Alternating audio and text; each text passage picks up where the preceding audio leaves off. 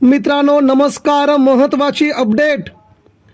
उद्धव ठाकरेंशी गद्दारी करणाऱ्या 6 खासदारांना कोर्टाची अखेर थेट नोटीस. सगळे खासदार अपात्र.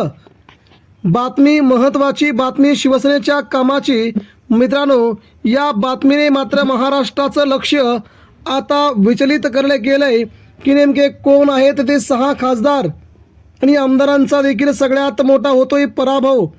शिवसेने काल उद्धव ठाकरे यांच्या मित्रांनो ही महत्त्वाची अपडेट सध्या राज्याच्या राजकारणात आलेली असून आमदार अपात्र झाल्याच्या अगोदरच खासदारांना सगळ्यात मोठा धक्का.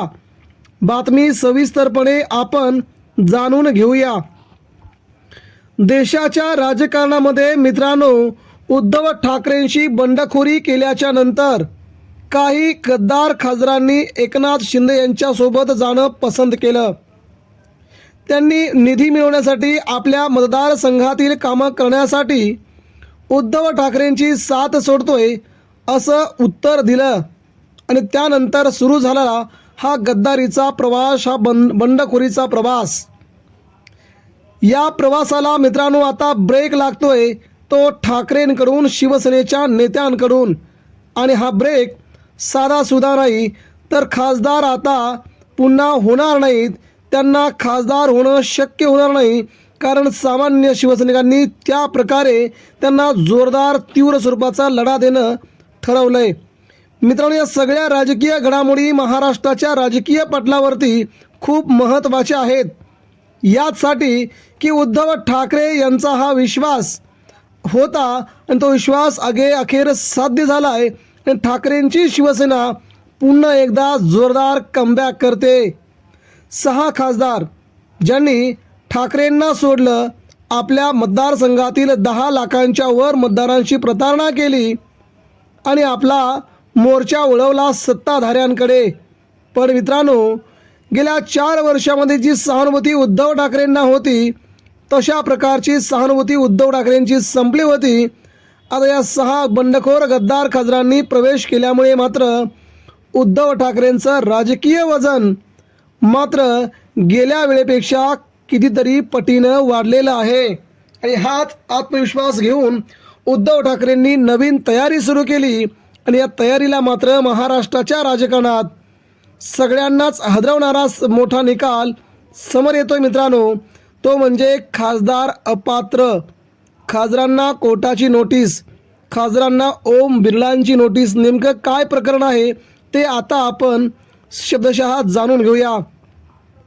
मित्रांनो उद्धव ठाकरेंच्या शिवसेनेचे लोकसभा गटनेते असणारे अरविंद सावंत यांनी देशाच्या पावसाळी अधिवेशनाच्या अगोदरच महाराष्ट्रामध्ये ज्या बंडखोर खासदारांनी गद्दारी केली आहे त्या गद्दारी गेलेल्या खासदारांची खासदारकी रद्द व्हावी, त्यांना आपण अपात्र करावं याची 8 दिवसांपूर्वी आणि गेल्या 2 दिवसांपूर्वी आठवण करून दिली आहे ती लोकसभा अध्यक्ष ओम बिर्ला यांना. लोकसभेचं अधिवेशन सुरू होण्याच्या अगोदरच याच्यावरती निकाल यावा आणि अशी गद्दारी पुन्हा खपवून घेतली जाणार नाही तर यांना अपात्र करून यांची खासदारकी रद्द करून त्या लोकसभा क्षेत्रामध्ये पुन्हा खासदारकीच्या निवडणुका लावा असं थेट उद्धव ठाकरेंच्या वकिलांनी आणि उद्धव ठाकरेंच्या नेत्यांनी थेट लोकसभा अध्यक्ष ओम बिर्ला यांच्याकडे मागणी केली आहे. मित्रांनो लोकसभा अध्यक्ष ओम बिर्ला हे आता कोणत्या स्वरूपाचा निकाल देतात याकडे सर्वांचं लक्ष होते. पण मित्रांनो ठाकरेंनी आता आपली बाजू वळवली आहे कोर्टाकडे.